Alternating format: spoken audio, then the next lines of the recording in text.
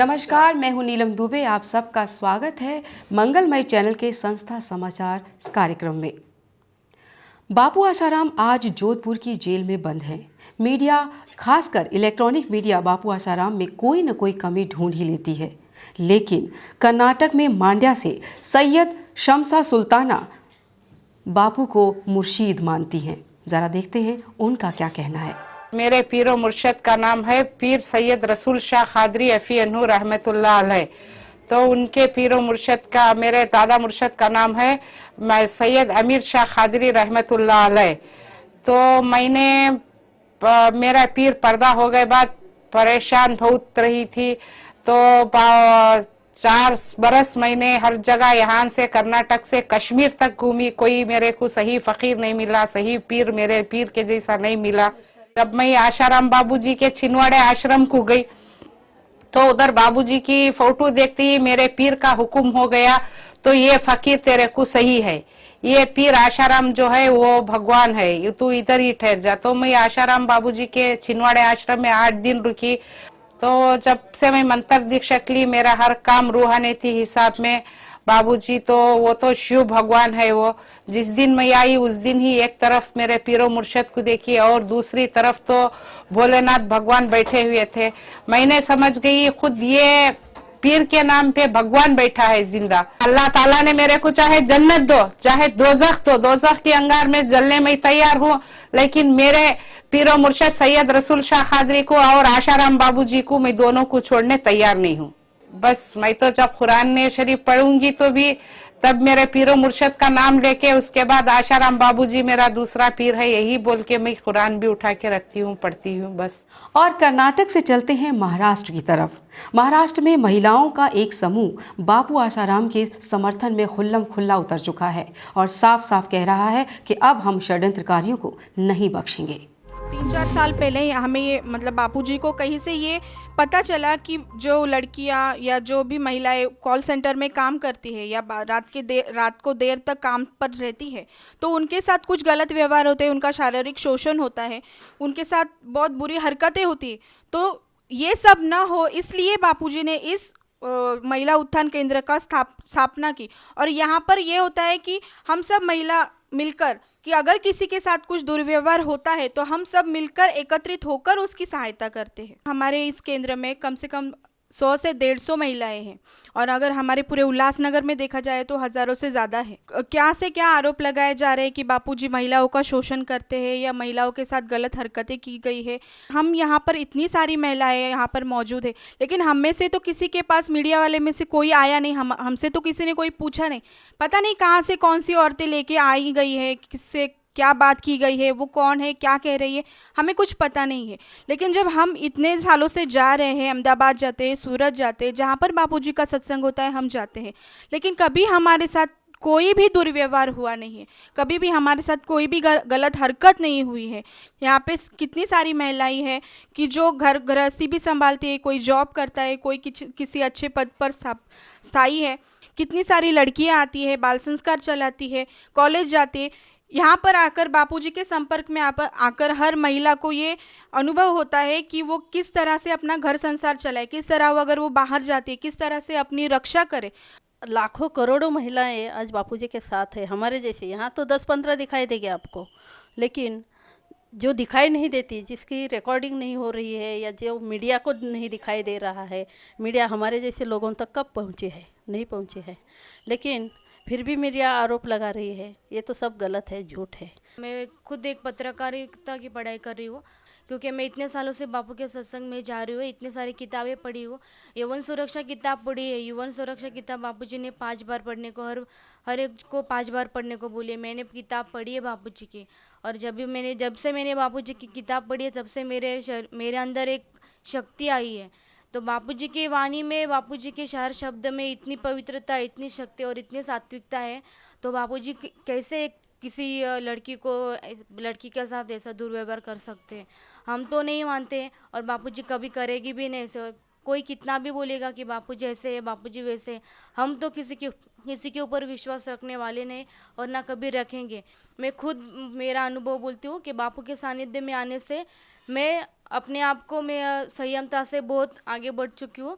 बापूजी मेरे मेरे आयुष्य में अगर बापूजी नहीं होते तो अब तक मैं तो किधर जाती, अभी मेरे को भी पता नहीं है।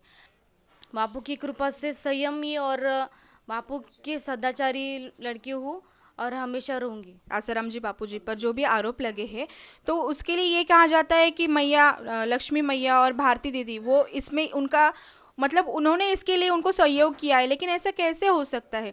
हम कितनी बार आश्रम में अनुष्ठान के लिए गए, कभी 11 दिन कभी 21 दिन, तो हम हमेशा भारती दीदी के और लक्ष्मी मैया के संपर्क में आए हैं।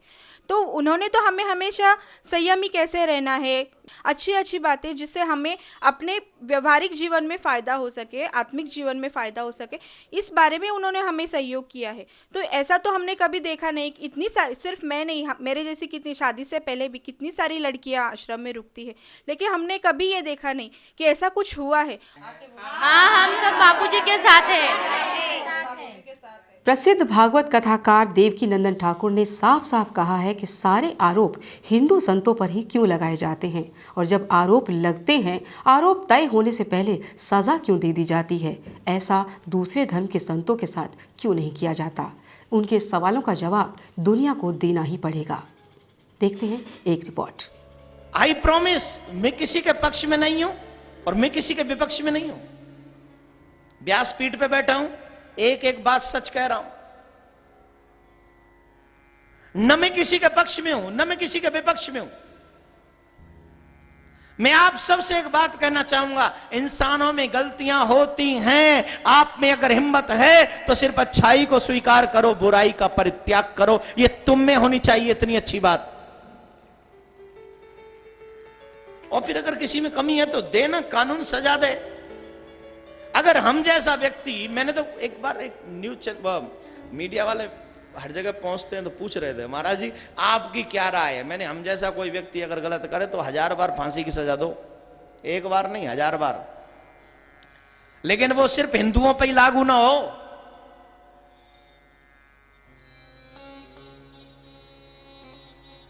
ये सिर्फ हम पे ही लागू ना हो कि हम ही सजा दी जाए, और भी हैं दुनिया में।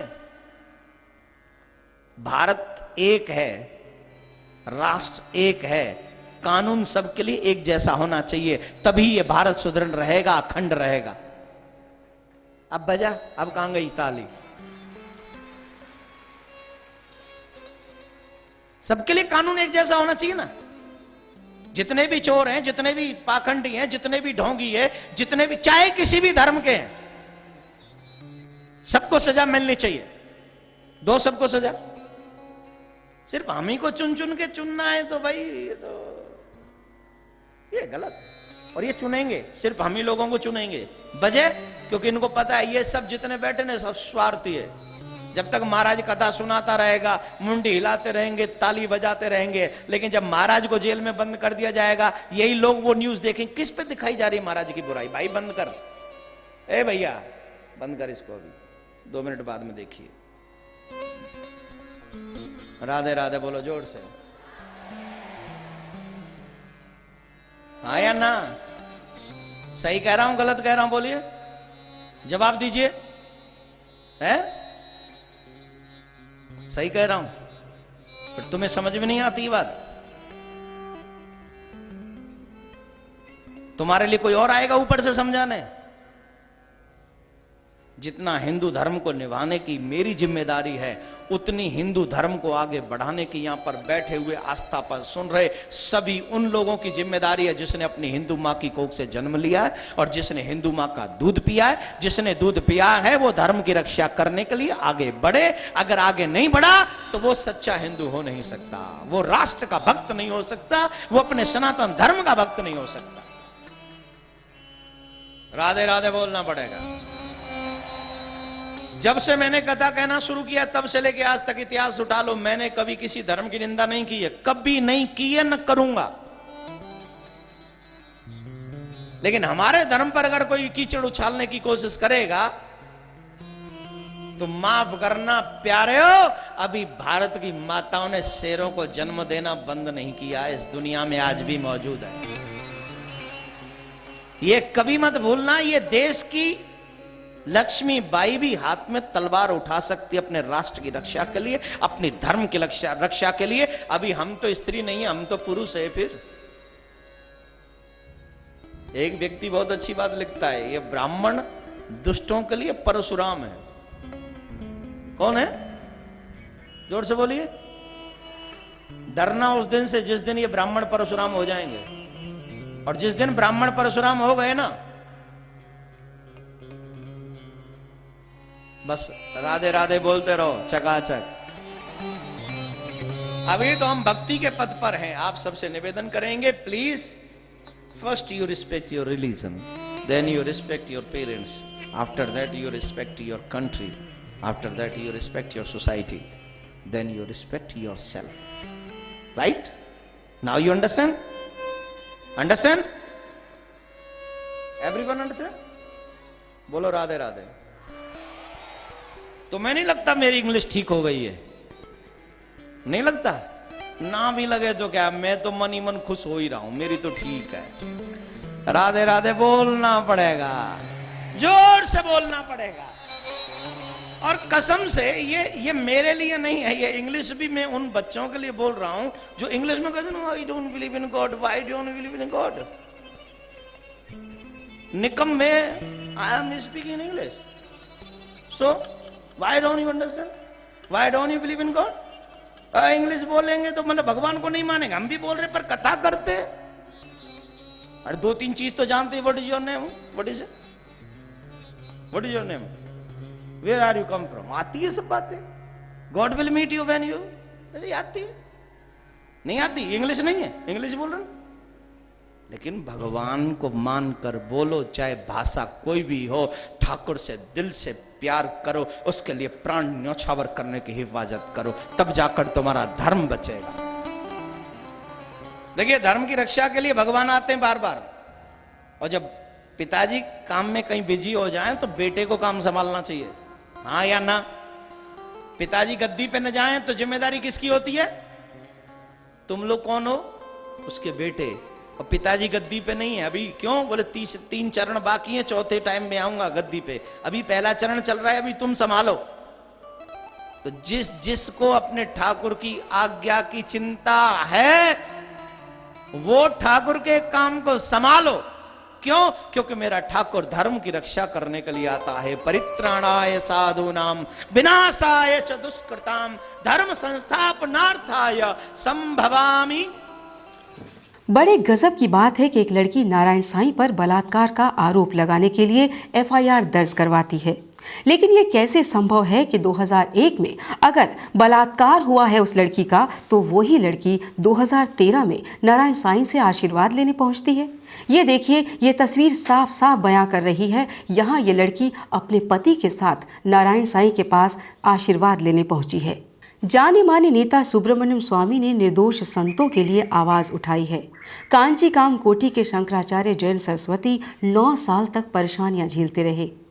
साध्वी प्रज्ञा पर भी संगीन आरोप लगे और 6 साल तक वो जेल में रहीं और फिर ये निर्दोष भी साबित हुए। नित्यानंद स्वामी जी भी एक सीडी प्रकरण में गलत तरीके से फंसाए गए और वो भी निर्दोष साबित हुए। इतना ही नहीं, केशवानंद जी भी 7 साल तक बलात्कार के केस में फंसे रहे और फिर वो भी निर्दोष साबित हुए। जमाना यही पूछ रहा है कि संतों पर कब तक ऐसे अत्याचार चलते रहेंगे। सत्य से जुड़ी खबरें लगातार हम आपके सामने संस्था समाचार के जरिए लाते रहेंगे। मंगलमय चैनल सबका मंगल चाहता है। मंगलमय चैनल के साथ जुड़ने के लिए फिलहाल आपका बहुत बहुत धन्यवाद। हाजिर होते हैं कल इसी वक्त इसी समय। हमें ज़रूर देखिएगा।